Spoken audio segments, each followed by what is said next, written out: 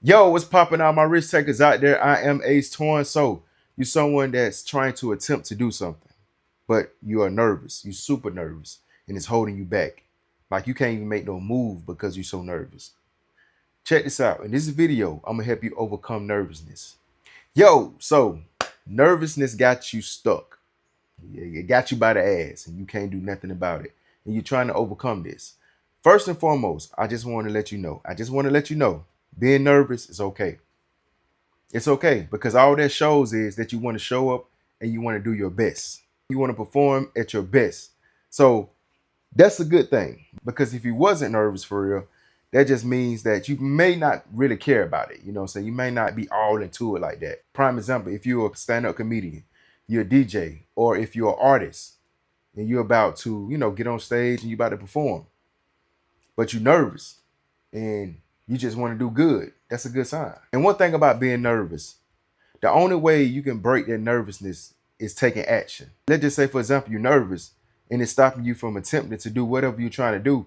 You'll never do it. You'll never do it because you let nervousness, fear, stop you from actually doing it and really getting over it. The only way you can get over fear or being nervous is actually taking action and doing it. Yes, you may mess up the first time. And 9 times out of 10, you may mess up a little bit. You might not get it right the first time. If you're a stand-up comedian, for example, you might not get up there and have the crowd rolling. You might bum the first time you get up there. You're a DJ. Your set might not be that good. You might not can't keep people on the floor. If you're a rapper, you might, people in the audience might not be feeling your song. They just might not be feeling you.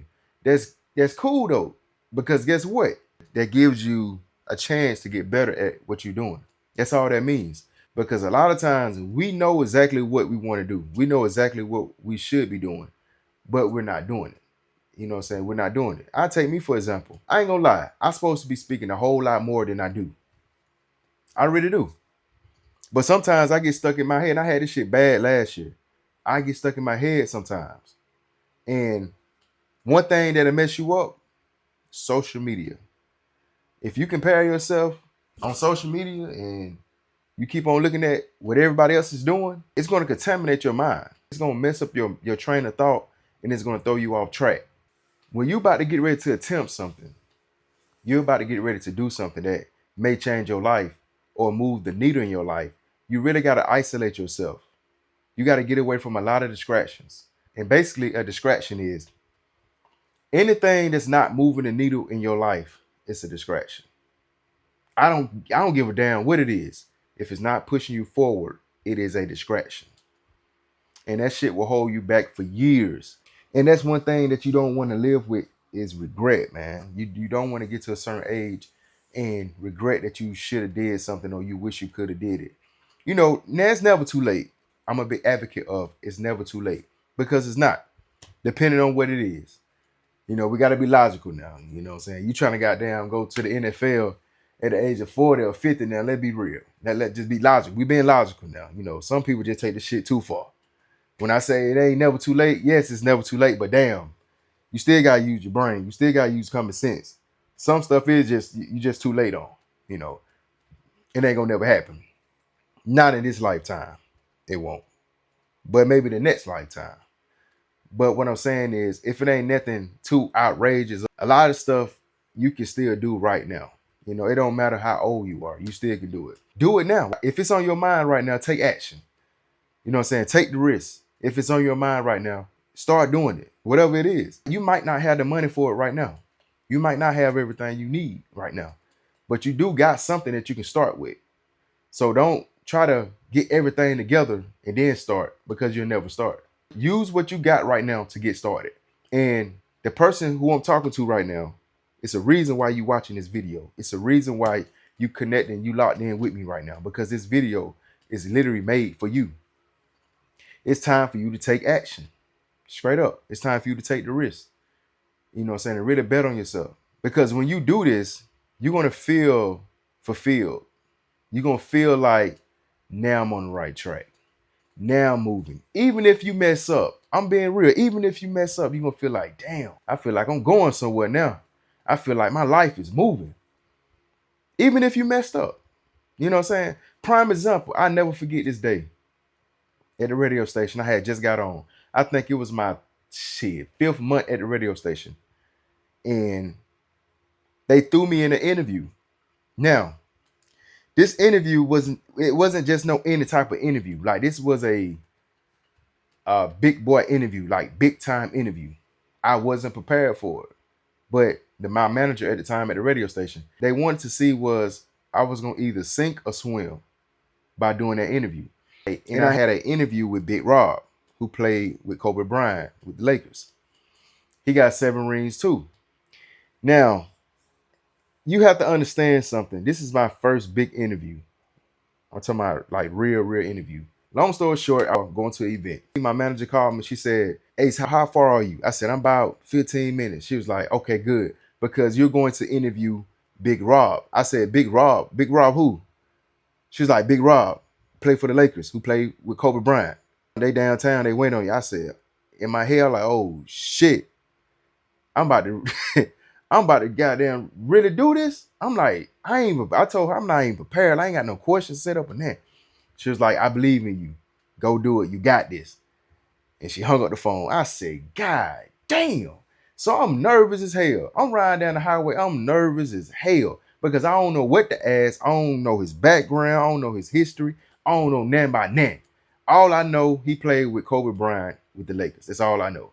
Because I'm not big in basketball like that. Like, I watch basketball, but I don't study their stats like that. Like, I'm not there. I got other things going on. So I'm not studying players' stacks.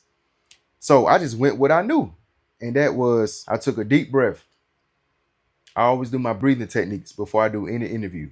I did my breathing techniques and I said, just have a conversation and focus on curious questions. Ask them questions that other people might want to know as well.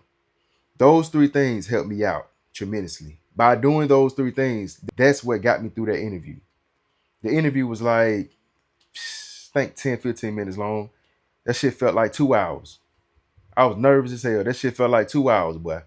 Because that was my first time being in front of 5 cameras, you know what I'm saying? Like 4 or 5 cameras and 3 photographers taking pictures and recording at the same time with the real boom mic. Like, I ain't never experienced that.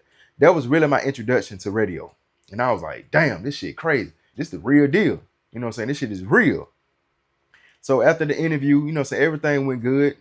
I still feel like I kind of could have did way better, but they said I did good. They were like, you did great. You did good. You know what I'm saying? I can tell you're a real radio personality.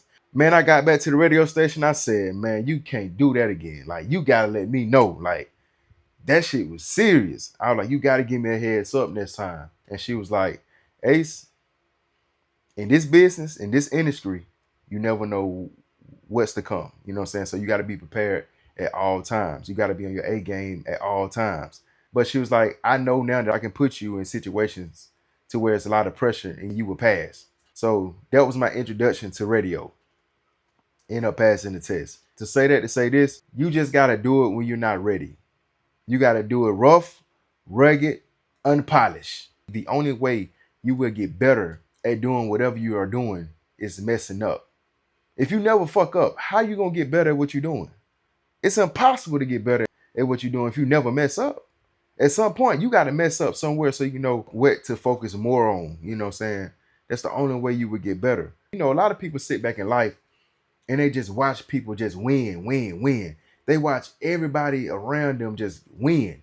And they just sit back and watch them. But they have the same potential that the people that they watching. But you know the difference between the people that's winning and the people that just sit back and watching them win? It's risk. It's taking the risk. It's really believing in yourself. It's getting over fear. Breaking through that nervousness. Being uncomfortable for a minute to get comfortable. Everybody don't want to travel on that same route though. I understand because it's difficult. That shit is very difficult and it's scary. A lot of people don't talk about that. This is my motto. If it ain't a life or death situation, let's get it. I'm going to do it scared. I'm going to do it nervous and I'm going to do it unpolished. But eventually I'm going to become great at it. Eventually. Just like interviews. I was scared as hell my first big interview at the radio station. But guess what? Over time, it became natural to me. I do interviews now like a conversation. That shit's so easy. I can do it in my sleep. Because I kept working on it. And that's what you have to do. You got to keep working at what you want to do. Take small steps. Take small increment steps. We don't have to take a glamorous big risk all at once. Just take one small step every day, and you'll see yourself getting better and better. But you got it. All you gotta do is stay with it, stay consistent, and that's how you get over fear and nervousness. Stay with it, man. Comment below. Tell me what you want me to talk about next. And guess what? I got you. Also, if you're someone that wants to improve your conversation skills, check out this video right here where I break it down a little bit more to you. All right? I see you over there. Stay with it. It's the Risk Takers.